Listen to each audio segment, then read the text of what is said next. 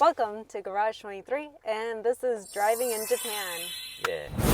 Today we're headed to Super Auto Box and then into the mountains after that. But first we gotta get out of Tokyo, or more specifically Akihabara. See if Google Maps can get us out of here. So right at the bat, first thing is when you come to a crosswalk, be very careful about pulling out through the crosswalk because people walk around all over the place here. So it's a good chance of hitting somebody if you're not careful.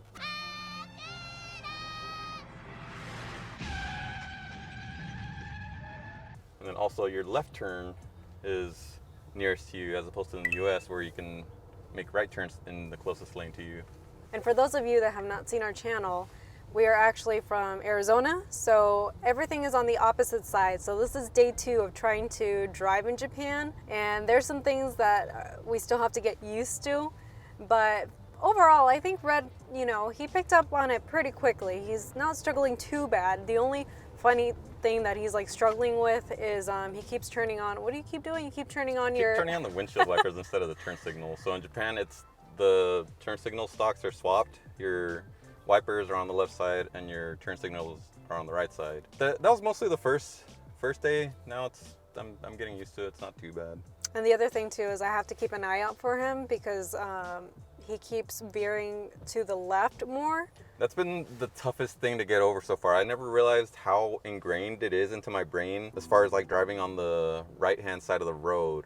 Because when I'm in the left-hand side, I guess like the spatial awareness like subconsciously wants me to be in like a certain position with regards to the lane. So I keep inadvertently like driving too far to the left. And this car has a like lane departure warning, and it just constantly keeps beeping at me to like get out of the the left shoulder. Need to like get more used to like staying on the right side of the lane, like within my lane, but like closer to the right side, which I've noticed just makes me feel uncomfortable, but that's what's normal here, so I need to work on that. Yeah, and I think it's a definite plus, the type of car that we got, that it is a smart, well, it's not a smart car, but it has like the sensors, which definitely help out a lot. Yeah. Alright, so another thing we forgot to mention is one of the bigger differences as far as driving in Japan versus the US is you can't make left-hand turns on a red light, which I know sounds weird because we can't in the US either, but in Japan, the left-hand turn is the equivalent of our right-hand turn, which usually in the US, you can make a right-hand turn on a red light. So basically, if the light's red, you can't turn left or right here. And sometimes the light will be red, but there's arrows indicating in green which lanes can go. So you have to wait at the red light for a green left arrow for you to be able to turn left. Or also sometimes the light will be red, but you can actually go forward and there'll be a green light pointing up. So you just got to keep that in mind. Yeah, so it gets a little complicated, especially like getting used to looking like on opposite sides of where you're used to looking. Yeah, yesterday you kept looking over the wrong shoulder. Yeah. And then I kept trying to like go into the driver's seat to like sit down. I'm like, oh, right. So we do a little switcheroo. Also for us Americans, we go with miles instead of kilometers? Yeah. So the speedometer, I have no reference to what it actually means, because in the US at least our speedometers usually have miles and kilometers on them. But in Japan, it's only kilometers, so I have no references as to how fast I'm actually going. The only one I'm kind of close with is 100 kilometers, because I'm pretty sure, actually no, I'm not even sure. It's either 100 or 120 kilometers that translates to exactly 60 miles an hour. You're in a different country with different laws, just do the speed limit.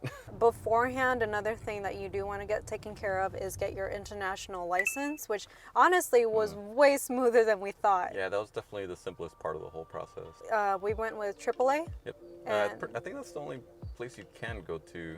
But as long as you find like any AAA office, they should be able to help you. And it was like only $42. It wasn't that bad. Like I thought maybe they were gonna test them. Yeah, I thought there'd be more involved with it, and it was literally just like, because the international license, it's not actually a license. It's just a translation of your license. So I guess the more important thing there would be to make sure that your license is in good standing, because if yours is suspended or has something else wrong with it, then you might not qualify. Yep, so definitely get your international license permission, whatever you want to call it, because they will ask for that when you get your rental car.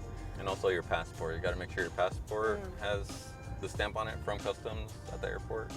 Also, another thing that Red did do to prepare to drive in Japan is he actually used what's it called, like Oh, Euro Truck Simulator. yeah, the Euro Truck Simulator. Is that for free, or how did you like even find that? It's available on Steam, and the only reason I bought that game is because there's a company that did I guess a mod for it basically, which lets you drive in regions of Japan. So I was like, oh, this is perfect. I could drive a giant semi-truck through the city, and if I could drive a big semi-truck, I should be able to drive a regular car pretty easily. It's been a huge help. So the main thing that I noticed was that once you're even in the game, like once you're in the environment, it's a lot more obvious what you're supposed to do, like what lanes you're supposed to turn into, the exits and stuff like that. And once we're here, it's the same thing, you know, like there's arrows on the road pointing you more or less where you need to go, and like signs.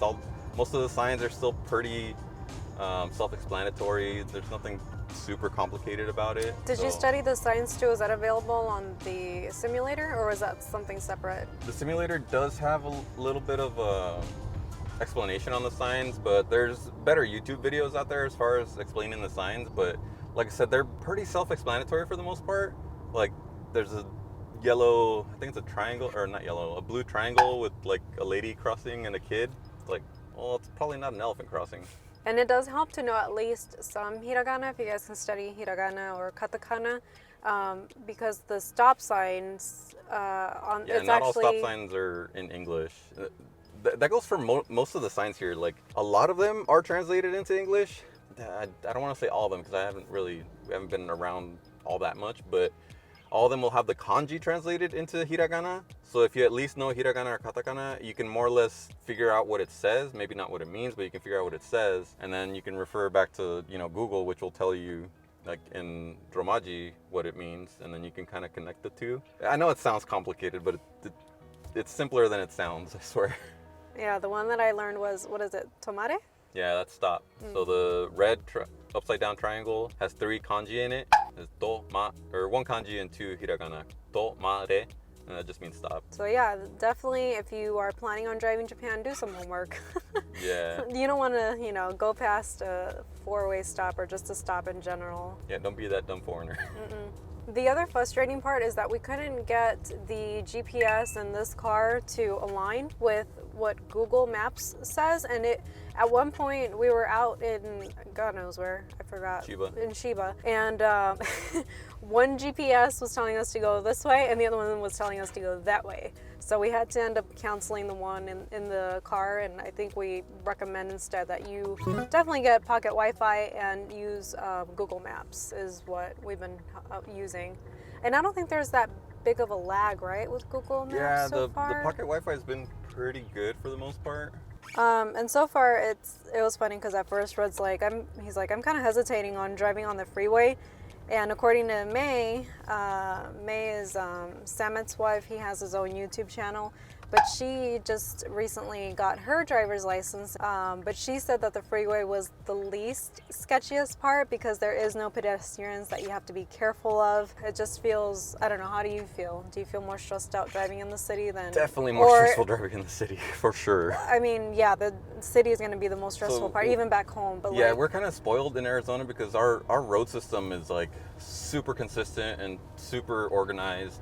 It's all like, not all, but like the vast majority of it is like a really easy grid pattern. Here it's just crazy all over the place. So. And then in the countryside, oh my gosh, we drove by some beautiful rice paddy fields, but the streets are so narrow. Like it makes sense. The little. It is nuts. Yeah. So we're in. Like we said, a newer model Q50 would be the equivalent at home. And at home in the US, that's not a big car. That's very mid-sized, borderline compact. But here, especially in the countryside, it is a freaking boat. Like, I was scared I was gonna run into everyone and everything, the curb, the grass, the sheep. Dude, it was nuts.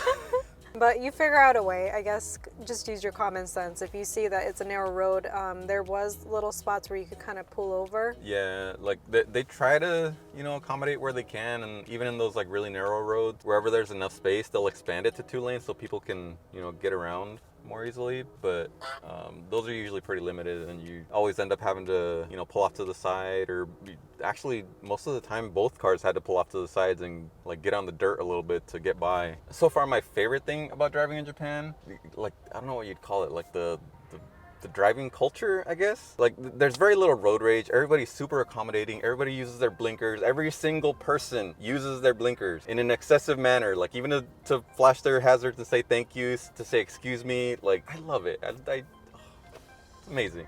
Well, if there's like a sudden stop in traffic, like on the freeway, if you're coming up to, like, say, an accident or just general slow traffic, the people that are coming up to it will all flash their hazards really fast.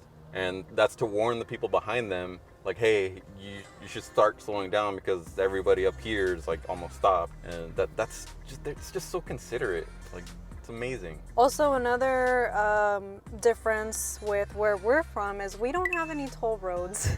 Oh yeah, it's been the biggest kick in the privates so far. We had one trip from Akihabara just around Tokyo, and it ended up being like $45.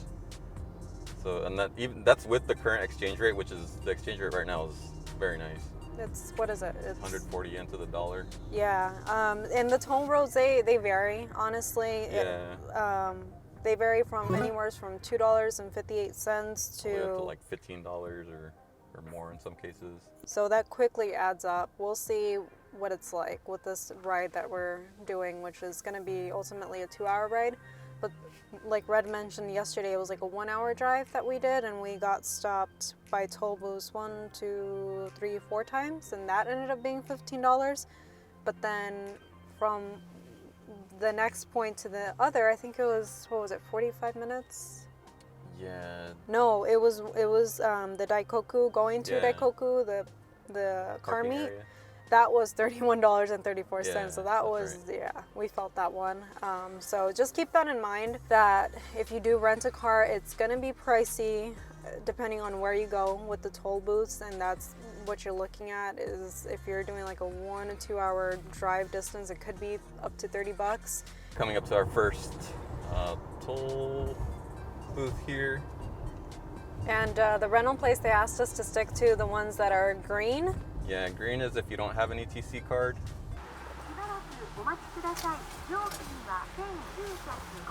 So right there, $15 right off the bat. Bam, just like that, we're good to go. So the purple lane, that's meant for the ETC card is what it's called.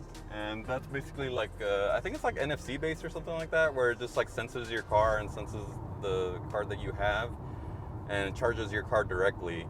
So you never have to stop, you just roll through, it checks your card, charges you, and then you just keep going.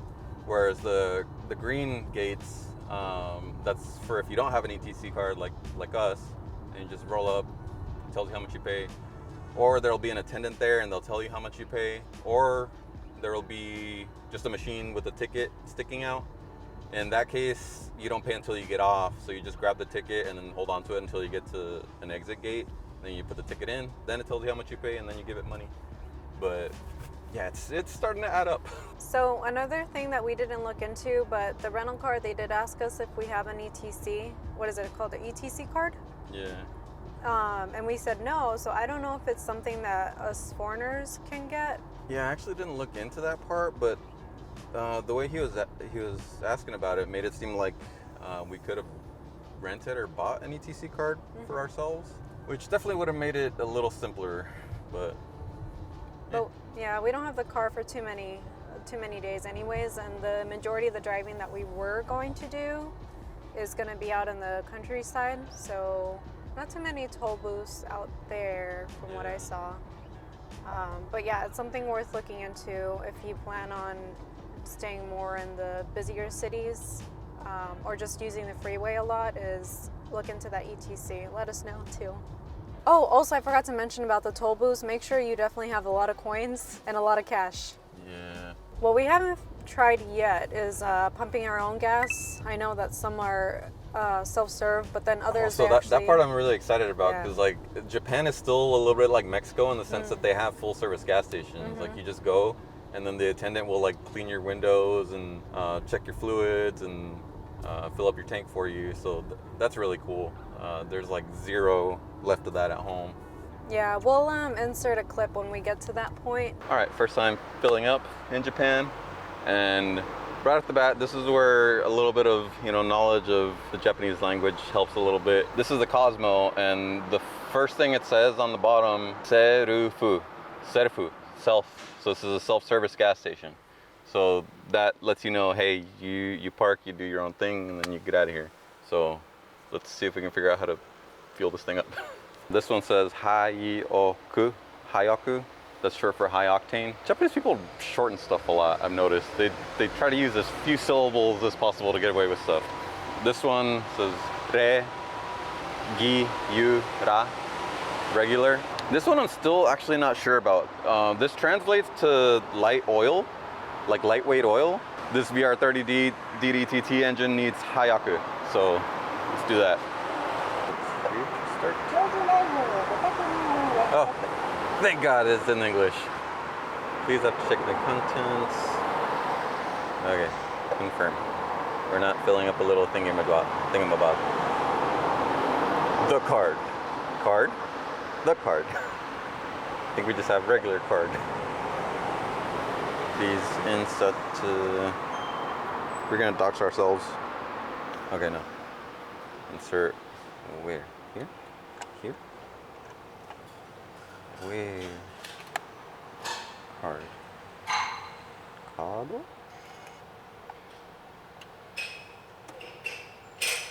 Oh, I see card.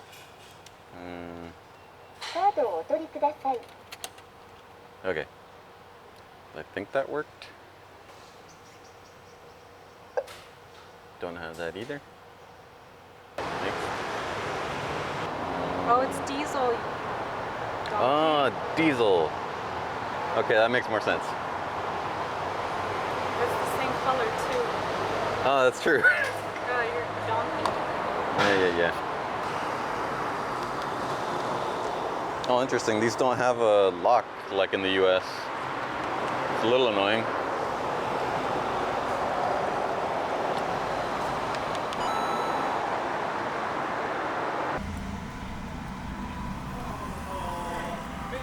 Konnichiwa. こんにちは。レギュラー満タンお願いします。めちゃくちゃ上手ですね。かしました。お支払いはキャッシュでよろしいですか？カード使えますか？カード使います。はい。じゃあお預かりいたします。めちゃくちゃお上手だな。はい、お預かりいたします。じゃあピザカードレギュラーまた入れてまいります。ありがとうございます。有効の、オープンを制させていただきます。少々お渡しさせていただきます。失礼いたします。ありがとうございます。ありがとうございます。ありがとうございます。 Best gas station ever. The gas right now, what was it, the high octane? That was like $4.38 a gallon. Yeah. It goes by liters here, not by Yeah. gallons. Yeah, we converted it so it worked out to $4.38 a gallon. Yeah, so it's back home before we left a week ago. It was $4.99, and over here it's $4.38. So slightly cheaper, but not that huge of a difference to where it helps a lot, I suppose. Yeah. Another thing that I was looking forward to was the melody roads that Japan has. It's just insane. Like the amount of work and thought that this particular artist thought of doing, and it's so simple too. It's just little grooves that are cut in within the pavement, and when you drive over it, like it actually plays a melody for you, and it's so neat.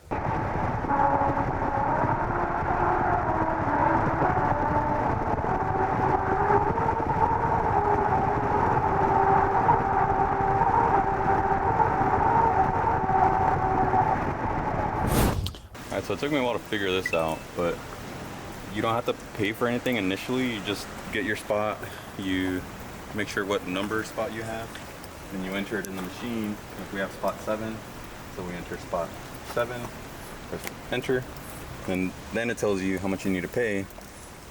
So then we get some monies out, and this works out to about $15 or so for having parked here since like last night. So then you just put some monies in.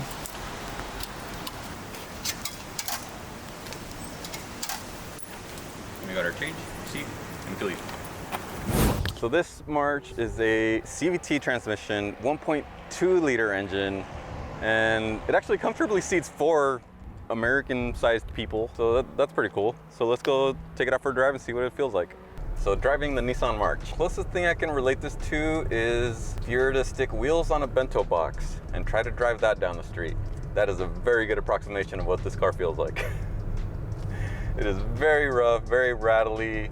The engine feels like it can barely keep up with itself. It does have all the like nice safety features though, like lane departure warning and collision. I forgot what that's even called. Jesus. We're on this like tiny little back road in the countryside, and for whatever reason there's like a lot of semi trucks that drive through here, and it's scary. That's what it's perfect for. It's very compact size. That's the one. Yes, that is probably the only good aspect of this thing, is that it's so tiny. So we picked this car up from Nissan Rent A Car, so Japan rental car, and they were super nice, and the whole process was like super quick. They just asked for your passport, your international driver's license, most importantly, and that's pretty much it. Just fill out the paperwork. The only tricky part of that process was that they asked for your like location. So basically you have to put the hotel that you're staying at. So I had to figure out the address and the phone number to the hotel that we're staying at right now. That was a little tricky, especially because I can't write in kanji. So I had to kind of cram it in the little space that they have for the address. That was the most complicated part of it. The biggest benefit to renting from Japan Rental Car as opposed to Omoshiro Rent-a-Car was that they'll rent you the ETC card, which is super convenient because Omoshiro didn't offer an ETC card rental. So we had to do all the tolls manually. So we had to like pay each time. So we had to carry a lot of cash. But Japan Rental Car will rent you the ETC card, and then they just add up your tolls at the end when you turn in the car. I don't know which one's better, because then that's going to be a bigger sum at the end, as opposed to like paying it manually, which is just like, you know, a few hundred yen each time. So, good and bad, I guess. The only drawback to Japan rental car is that their selection's more limited, especially the location that we got our car from. We got it really last minute, and we just needed a car like immediately. We went to the station, or the location that was closest to us by Akihabara station, and it's only Nissans, and there's only like maybe 8 or 10 cars there at the most. So we were limited to whatever was available at the time, which happened to be this March, which is I was totally fine with. I've always wanted to drive a March. I saw this really cool 2-door March with like this Nismo livery back in the days, and I think it was like a Super Street or Import Tuner magazine. I was like, oh, that's so cool, because we never got Marches in the States either, so this is like a nice little bonus for us too. Not that it's that great of a car. I mean, honestly, I think the only real thing that lets this car down is the CVT transmission. I'm pretty sure it's a CVT. I haven't really felt it actually shift yet. So if this had a manual transmission, I could see this being a lot more fun to drive, because the engine seems like it would be a lot peppier if it had a manual transmission, because the CVT, if any of you guys have ever experienced the CVT, you know it just feels like really strung out and like really laggy, and it's just terrible. I mean, there's no other way to put it. CVTs are garbage. But yeah, if this had a manual, I could see this being a lot more fun to drive. But this is just what was available, and we needed it right then, and that's what we got. So the other big bonus, as opposed to like Omoshiro, is obviously the price, right? Because this is just like your normal everyday commuter car, whereas Omoshiro specializes in like really fun cars, really cool cars. So obviously there's going to be a big price gap. And for Omoshiro, I think the total ended up being about $500 for, I think we had the car for like 4 days, whereas, no, I think it was 3 days. I'll have to check back on that, but it was a $500 total, whereas this thing for today, with the exchange rate right now, it ended up being like about $60. So much cheaper. So it's definitely something you should be able to work into your budget if you're so inclined to drive in Japan, which I highly recommend. Like, I was super intimidated with the whole process at first, but having been here and having done it now, I could definitely recommend it, like, hands down. It is so much more convenient. I mean, the trains are cheap and everything, and they are also very convenient. Occasionally the train will actually be faster than going somewhere on a car, just because of traffic and like traffic lights and stuff. The trains don't really got to deal with that. So in some cases, the train is technically better, but I just like having more control over my transportation. And then also the biggest bonus to having a car here in Japan is somewhere to put your junk. That is like a huge asset. It's like the biggest bonus of all, honestly. But yeah, like if you're thinking about it, I'd say definitely go for it. The whole process is pretty simple, and it's definitely a lot of fun. The Japanese countryside is like so beautiful. Like Japan is so damn aesthetic. Like I can't rave about it enough. Like everywhere you look, it's just beautiful green foliage everywhere, beautiful green countryside. It's amazing. Okay, so those are your options when driving in Japan. You can go all out and get a really cool sports car from Omoshiro, or you can keep it conservative and within your budget with Nissan Rent A Car. Either way you go, you can't lose. Driving in Japan is really cool and I highly recommend it. So thanks for checking out this video and see you guys next time. 基本的放送ご参加のお客様にご案内いたします。現在タイムスケジュール14分遅れの進行となっております。ご了承ください。